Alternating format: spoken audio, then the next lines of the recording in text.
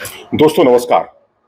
मयंक यादव ने 155.8 किलोमीटर प्रति घंटे की रफ्तार से गेंद फेंकी। अगले मैच में 156.7 किलोमीटर प्रति घंटे की रफ्तार से गेंद फेंकी। जो fastest ball, second fastest, third fastest, ये सब जो है इस बार के आईपीएल में उन्हीं के नाम पर। और इससे पूरे दुनिया भर में तूफान मचा हुआ है। वीरेंद्र सहवाग जो भारतीय सलामी बल्लेबाज थे, लंबे समय तक बहुत शानदार उन्होंने सलामी बल्लेबाज की भूमिका को निभाया। उनका बहुत साफ तौर पर कहना है कि टी20 वर्ल्ड कप अब बिल्कुल सिर पर है और बेहतर होगा कि आप उनको टी20 वर्ल्ड कप में खिलाएं और जरूर खिलाएं।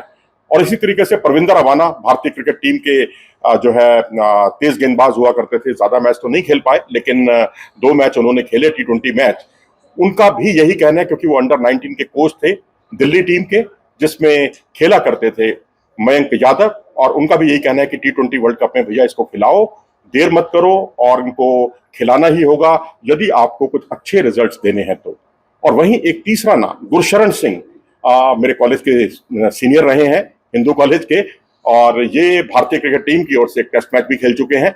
और इनका भी साफ तौर पर कहना है, इन्होंने टी20 वर्ल्ड कप की तो वकालत नहीं की, लेकिन ये जरूर कहा है कि जो बॉर्डर गावस्कर ट्रॉफी होने वाली है ऑस्ट्रेलिया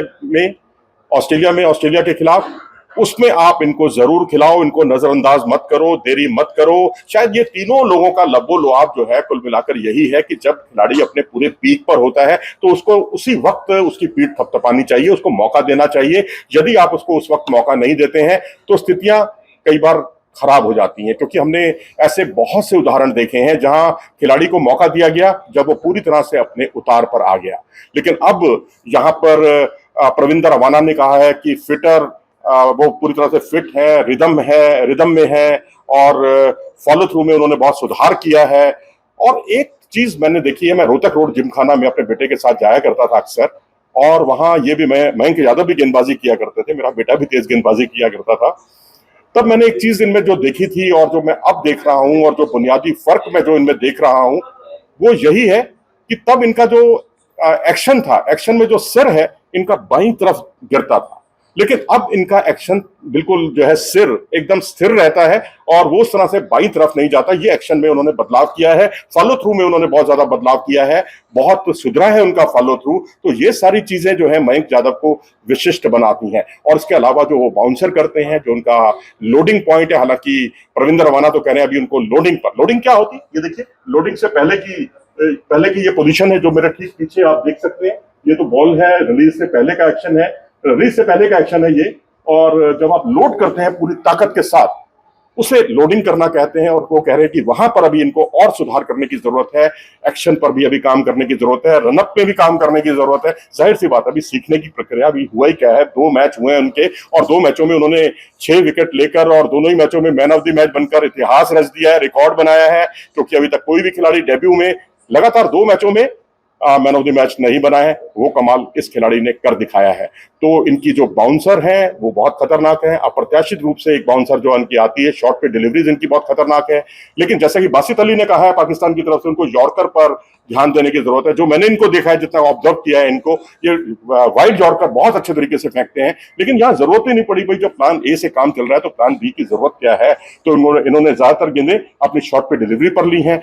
एक जो इनको जो विकेट मिला था उस पर इन्होंने जो है गुडलैंड से एक विकेट चटकाया था, वो भी बड़ा काबिले तारीफ था। तो ये इनको विशिष्ट बनाता है। और वो था कैमरून ग्रीन का विकेट, जो गुडलैंड से गेंद अंदर की तरफ आई थी और वो भौचक्का से रह गए थे, और वो हैरान हो गए कि गेंद विकेटों में कैसे चली गई, वो देखते ही रह गए। तो ये कुछ खूबियां हैं इस खिलाड़ी के अंदर।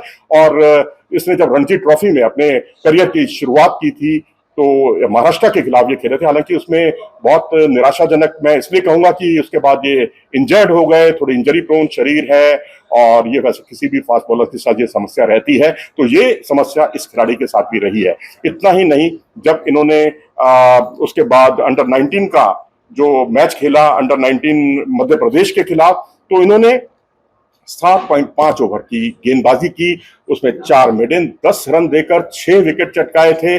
बहुत ही जबरदस्त उनका परफॉर्मेंस था। और इसके अलावा जब वो विजय हजारे ट्रॉफी, जो कि वनडे की नेशनल चैंपियनशिप कही जाती है भारत में, उसमें जब ये उतरे तो महाराष्ट्र को आखिरी 2 ओवर में 12 रन की दरकार थी।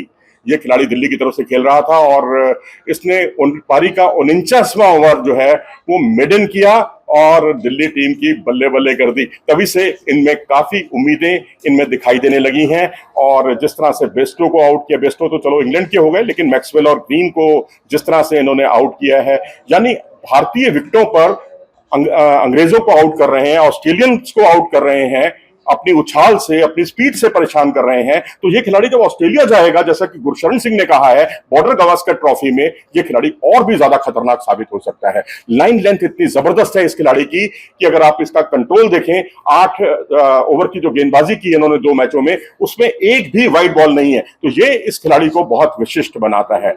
और इसके अलावा उमरान मलिक की अगर हम बात करें तो उनके लिए डेनियल वेटोरी जो है, सनराइजर हैदराबाद के जो कोच हैं, उन्होंने बहुत साफ बात कही है कि भाई जो विकेटें हैं, विकेटों का मिजाज है, उसको देखते हुए इन्हें जो है स्लोअर कटर गेंदबाजी करने के लिए मजबूर होना पड़ा है। तो रफ्तार से आप उनकी तुलना मत कीजिए। और खैर वो अपनी जगह पर है, लेकिन ये भी सच है 2022 का आईपीएल याद कीजिए, 22 विकेटें चटकाई थी इस खिलाड़ी ने, उमरान मलिक ने। लेकिन फर्क कहां है दोनों में? फर्क ये है कि उनको स्पोर्टिंग विकेट चाहिए।